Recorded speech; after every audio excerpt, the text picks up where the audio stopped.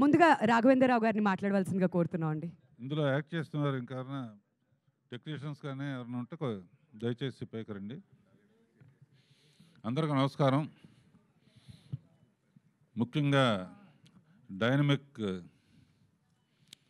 Media and ప్రెస్కి welcome. Dynamic అని ఎందుకంటే ఈ మధ్య న్యూస్ చూడటం అనేసి ఎక్కువ సినిమాలు రిలీజ్ అవుతున్నాయి కాబట్టి ప్రీ రిలీజ్ ఈవెంట్స్ అని Q&A అని చాలా వస్తున్నాయి. అందులో ఫోకస్ ఆర్టిస్టులు సినిమా కన్నా కూడా వీళ్ళ డైనమిజం ఎక్కువగా ఉంది కనుక దయచేసి మీ సౌహృదయంతో మీ డైనమిజం కొంచెం డబల్ చేసి పెంచండి. ఈసారి చిన్న సినిమా కనుక దీనికి పెద్ద సినిమాగా తీసుకెళ్ళాలంటే మీరే కారణం. ఇప్పుడు నేను మొదట మాట్లాడబోయేది ఇద్దరు గురించి. నాకు చాలా ఇష్టమైన శేఖర్ కమ్ముల అండ్ అనిల్ రావుపూడి అండ్ రైటర్గా వచ్చేసావా?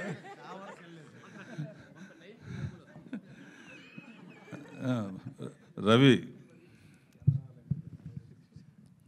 మీ ఇద్దరి కోసం ఇది, శేఖర్కి నీకోసం. నేను కొంచెం బిజీగా ఉన్న రోజుల్లో, అంటే బిగినింగ్ 25-30 సినిమాలు తీస్తున్న రోజుల్లో నడుము నొప్పి ఎక్కువ ఉండేది. సరే, అన్ని దేశాల్లో, ఇండియాలో కాకుండా అన్ని దేశాల్లో ఎక్కడికి వెళ్ళినా ఫస్ట్ డాక్టర్ ఎవరు, నడుము నొప్పి ట్రీట్మెంట్ ఏంటి అంటే అతి కష్టం మీద అన్ని దేశాల్లో వచ్చినప్పుడు రెస్ట్ తీసుకుంటున్నారు కదా, రెస్టే తీసుకోండి అంటున్నారు. రెస్ట్ తీసుకుంటే ఫుడ్ ఎట్టా వస్తుంది? వాళ్ళకంటే కూర్చుని పని చేసినా డబ్బులు వస్తాయి డాక్టర్స్కి. సరే, అమెరికాలో చాలా ఫేమస్ డాక్టర్ అని చెప్పి ఆయన దగ్గరికి వెళ్ళాం. అంటే ఆయన అపాయింట్మెంట్ దొరకాలంటే 1 రోజులు 2 నెలలు పడుతుంది. నాకు తెలిసిన వాడి ద్వారా రికమెండేషన్తో శేఖర్ అండ్ అనిల్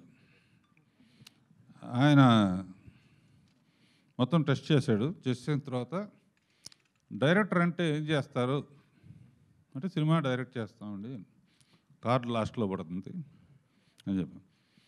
అది కాదు నేను చెప్పేది, స్టోరీ ఎవరు సెలెక్ట్ చేస్తారని. డైరెక్ట్ నేనేనండి. డైలాగ్స్ ఎవరు సెలెక్ట్ చేస్తారు? నేనేనండి. మ్యూజిక్ ఎవరు సెలెక్ట్ చేస్తారు? పాటలు ఎవరు సెలెక్ట్ చేస్తారు? నేనేనండి. ట్యూన్లు ఎవరు ఓకే చేస్తారు? నేనేనండి. కెమెరా షాట్ ఎవరు చెప్తారు? నేనే చెప్తాను. షాట్ ఎలా చెప్తారో చూపిండి అన్నాడు. సరే, ఇప్పుడంటే ఇవన్నీ వచ్చినాయి కాబట్టి తెలియదు. ఇలా కూర్చుని ఇవన్నీ చెప్పిన తర్వాత, మీ నడుము నొప్పి తగ్గాలంటే ఇందులో ఏదో ఒక పనే చేయండి, మిగతా మానేయండి. ఆ తర్వాత ఎన్ని సినిమాలు తీస్తారన్నాడు. అప్పుడు 4, 5, 6, 7, ఒక సంవత్సరం 8 సినిమాలు కూడా తీశాను. 4 సినిమాలు తీస్తారా ఇవన్నీ చేస్తూ? సంవత్సరానికి ఒక సినిమా తీయమన్నాడు. నేనన్నా, తీసిందే ఒకటైతే అది అడగకపోతే నా పరిస్థితి ఏంటి? తీస్తే కానీ ఆ రోజుల్లో అలా ఉండేది. ఎందుకంటే నేను ఒక సినిమా తీస్తుండగానే నెక్స్ట్ పిక్చర్కి కృష్ణ గారి డైరెక్షన్లోను, ఆ నెక్స్ట్ పిక్చర్ సోమవారి డైరెక్షను, తర్వాత ఆ నెక్స్ట్ పిక్చర్ రామారావు డైరెక్షను, ఇట్లా వరుసగా పిక్చర్ ఫెయిల్ అయినా లేకపోయినా కూడా అవి కంటిన్యూ అవుతూ ఉండేవి. అందుకు నేను 110 తీయగలిగాను.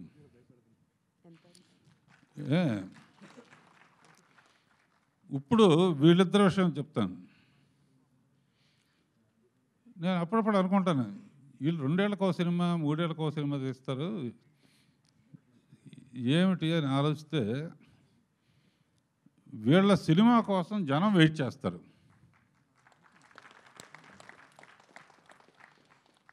శేఖర్ సినిమా మోడీ గారితో కంపేర్ చేయొచ్చు.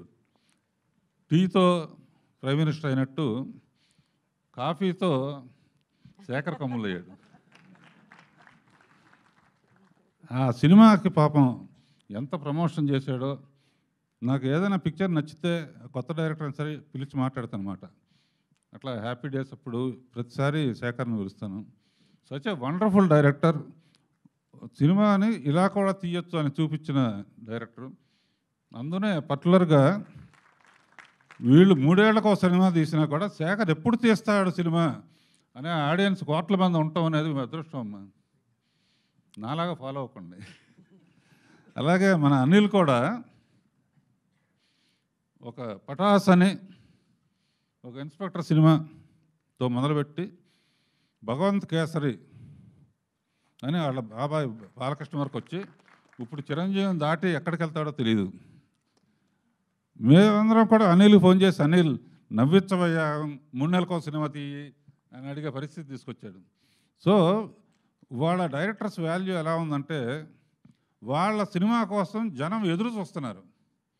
అది మేమందరం చేయలేకపోయిన పని మీరు చేశారు. మీ ఇద్దరికే కంగ్రాచులేషన్స్. అట్లాగే మన బివిఎస్ రవి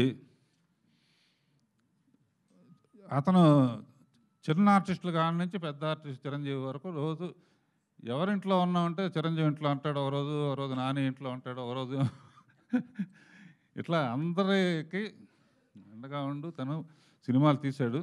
ఇంకా మంచి సినిమాలు తీయాలని ఆలోచిస్తున్నాను. నెక్స్ట్ ఇది మ్యాంగా మీడియా ద్వారా దొరుకుతుంది కనుక రాము సరే కొత్త వాళ్ళని పరిచయం చేయటం ఎప్పటి నుంచో నాకు ఇష్టం. అన్నిటికన్నా సినిమా సక్సెస్ కన్నా కూడా జీవితంలో కొత్త వాళ్ళని పరిచయం చేయటం. విక్టరీ వెంకటేష్ కానీ, మహేష్ బాబు కానీ, అల్లు అర్జున్ కానీ, వాళ్ళ హనుమాన్ ఒక చైల్డ్ ఆర్టిస్ట్ 100 సినిమా చేసిన అతను హనుమాన్గా ఎదిగాడు. మొన్న శ్రీలీల అండ్ రోషన్ హీరోయిన్లు అయితే కుప్పలు అనుకోండి. ఇలా కొత్త ఆర్టిస్టులని కొత్త డైరెక్టర్స్ని ఇంట్రొడ్యూస్ చేయడం చాలా ఇష్టం. ఈ మధ్య ఒకసారి ఓటీటీలో చూస్తూ ఉంటే మా శేఖర్ తీసిన పంచతంత్ర కథలని ఆహాలో చూశాను. అద్భుతమైన ఫోటోగ్రఫీ ఎవరు అనుకున్నాను. అతనే అన్నాడు. డైరెక్టర్ ఎవరు? అతనే. కథ ఎవరిది? అతనే. డైలాగ్స్ ఎవరు? అతనే. వెంటనే పిలవండి అన్నాను. కథ చెప్పాడు. కథ చెబితే వెంటనే చెక్కు రాసి వెంటనే ఇచ్చేసాను, ఈ సినిమా నువ్వు తీస్తున్నావు అని. ఇతను ఆశ్చర్యపోయాడు. పూలు పళ్ళు వాడుకున్నాయన బెలూన్ కోసం ఎందుకు తీస్తున్నాడు సినిమాని.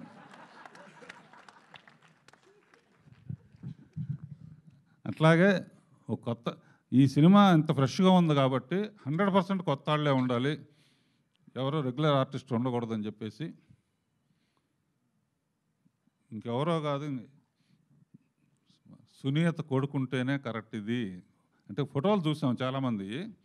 సునీత కొడుకు గురించి మన శేఖర్ చెప్పాడు, ఆదిత్య కూడా చెప్పాడు. పిలిచాను, క్యారెక్టర్ బాగా సూట్ అవుతాడని చెప్పి సునీతని. తర్వాత హీరోయిన్ కూడా కొత్త అమ్మాయి అనుకుంటే భావన దాక్కోవద్దు.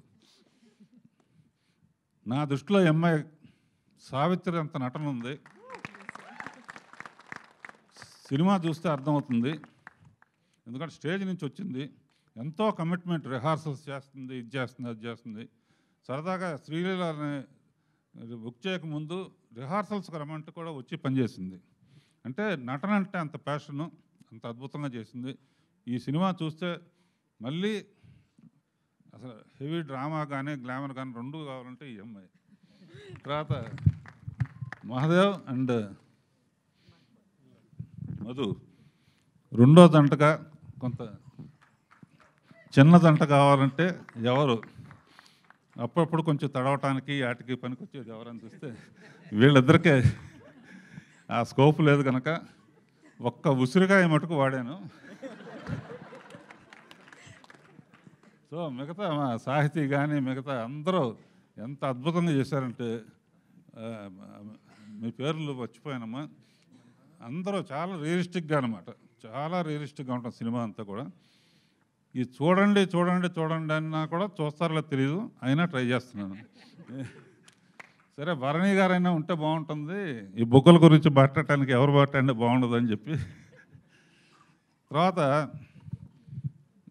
ఈ కొల్లాపూర్ అని బాగా ఇంటీరియర్ విలేజ్లో తీసాం. అక్కడ వరకు నేను వెళ్ళానని చెప్పి మా స్వామి శరణాన్ని ఆదిత్యని మొత్తం బడ్జెట్ కానీ గిడ్జెట్ కానీ ఏం చేయాలన్నా ఈ చిన్న సినిమా తీయాలంటే ఎలా తీయాలో నాకు తెలియదు.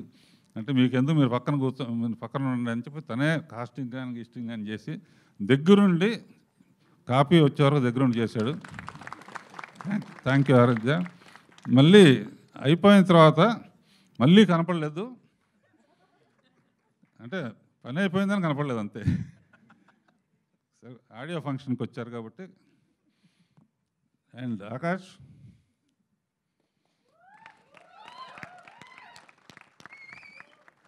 ఇతను సునీతకేమో కొడుకు, నాకేమో బాధ్యత. నేను ఇంట్రడ్యూస్ చేసిన వాళ్ళందరూ మంచి పొజిషన్లో ఉన్నారు.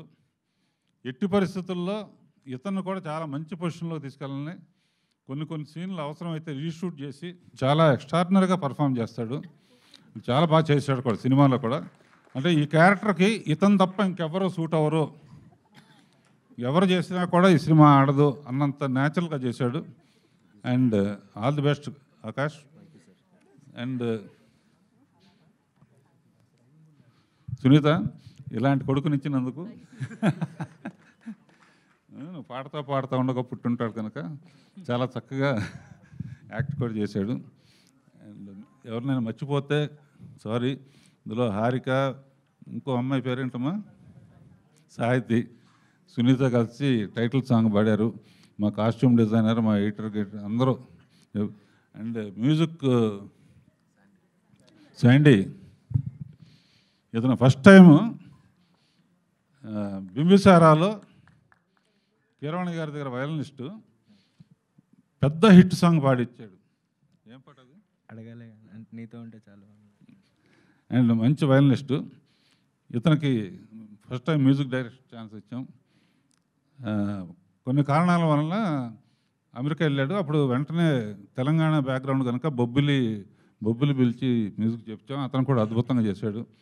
శ్రీలేఖ కొంత చేసింది. అందరికీ థ్యాంక్స్. ఎవరినైనా మర్చిపోయి ఉంటే క్షమించండి. ఇప్పుడు శిరాస్త్రి, ఇతను రామ్ గోపాలవరంకి రాయగలడు, రాజమౌళికి రాయగలడు, రాఘవేంద్రరావుకి రాయగలడు.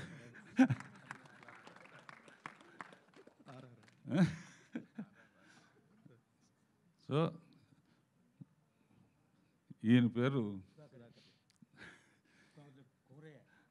దీంట్లో బలగంలో చూసి అర్జెంటుగా ఇతను ఉండాలి, ఎట్టి పరిస్థితుల్లో ఏ వేషమైనా ఉండాలని చెప్పి ఇతను కూడా అద్భుతంగా చేశాడు. చాలా రియలిస్టిక్గా ఉంటాడు.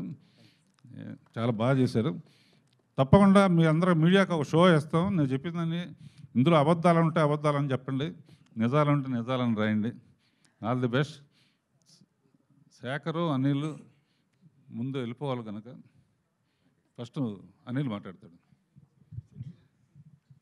రామాయణం, మహాభారతం, భగవద్గీత, వేదిక్ సైన్స్, ఋగ్వేదం, యజుర్వేదం, అథర్వవేదం, 18 పురాణాలు, దశావతారాలు, 10 మహావిద్యలు, vedic maths, Indian inventions, secret of gods, మరెన్నో కోర్సులు నేర్చుకోవాలనుకుంటే మా indianvedicSchool.com వెబ్సైట్లో లాగిన్ అయి నేర్చుకోవచ్చు. ఎటువంటి ఫీజు లేకుండా ఫ్రీ కోర్సులు కూడా మా వెబ్సైట్లో అందుబాటులో ఉన్నాయి. గూగుల్ ప్లే స్టోర్, యాప్ స్టోర్లో ఇండియన్ వేదిక్ స్కూల్ యాప్ని డౌన్లోడ్ చేసుకోవచ్చు.